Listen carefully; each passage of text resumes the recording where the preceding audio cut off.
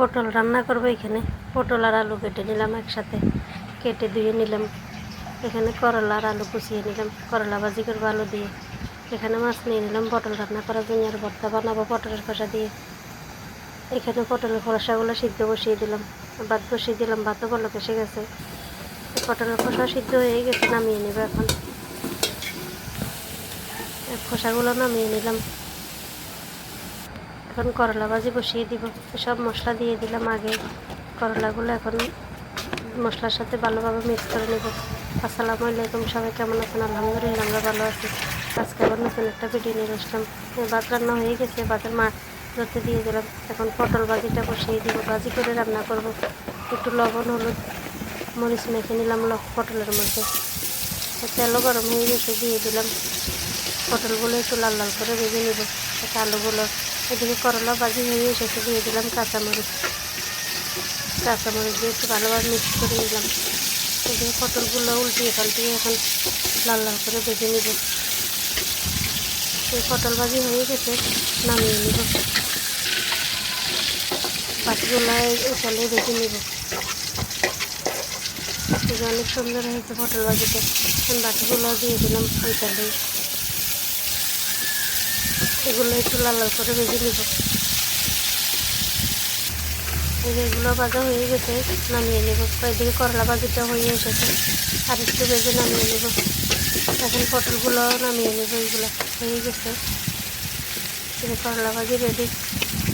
করলা সিদ্ধ হয়ে গেছে, নামিয়ে নিলাম। এদিকে পটল ভাজিগুলো হয়ে গেছে, নামিয়ে নিলাম। এখন রান্না বসিয়ে দিব। তেল দিয়ে দিলাম একটু জিরা ফোড়ন। এখন এক এক করে মশলাগুলো দিয়ে দিব।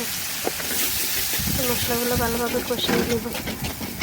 মশলা কষানো হয়ে গেছে, পানি দিয়ে দিলাম। দিয়ে দিব মাছগুলো ভালোভাবে কষিয়ে নেব। এই মাছগুলো কষানো হয়ে এসেছে, আর একটু কষিয়ে দিয়ে দিব পটল আলু। এভাবে রান্না করলে অনেক মজাই লাগে খেতে। এদিকে ভাতের পাতিলটা একটু টাকা দিয়ে দিলাম, পটলে দিয়ে দিলাম একটু জিরা ধনিয়ার গুঁড়ো। এখন সামান্য একটু পানি দিয়ে দিব। পটাটো ভাজিতে হয়ে গেছে, এখন বেশি পানি লাগবে না, অল্প একটু দিলাম।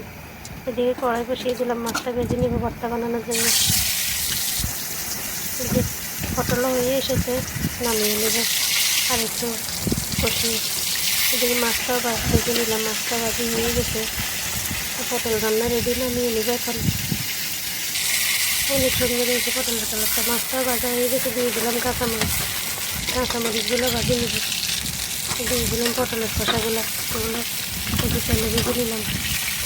তেলে ভেজে নিলে আর গন্ধটা লাগে না। এই যে রান্না হয়ে গেছে, রান্না কমপ্লিট। এখন ভর্তাটা বেটে নেব। এই ভর্তা বাটা হয়ে এসেছে। মাছটা এখন বেটে নেব। মরিচের আগে পটলের খোসাটা বেটে নিলাম, এখন মাছটা বেটে নেব। দিয়ে দিলাম লবণ দিয়ে একটু হালকা বাটা দিব, বেশি বাটা ভিজবো না। দিয়ে দিলাম পেঁয়াজ কুচি, কাঁচা পেঁয়াজ দিয়ে ভর্তা বানালে অনেক মজা লাগে খেতে। এই যে ভর্তা বানানো হয়ে গেছে, একটু মিক্স করে নিলাম। এখন ভর্তাগুলো অনেক সুন্দর হয়েছে। এভাবে ভর্তা বানালে মজা লাগে খেতে। ভর্তা বানানো রেডি, এখন খাওয়া দাওয়া করে নেব। আজকে এ পর্যন্তই। সবাই ভালো থাকবেন, সুস্থ থাকবেন। যেখান থেকে ভিডিওটা দেখেন, ভালো লাগলে লাইক কমেন্ট করবেন। আল্লাহ হাফেজ, সবাইকে অনেক ধন্যবাদ। আসসালামু আলাইকুম।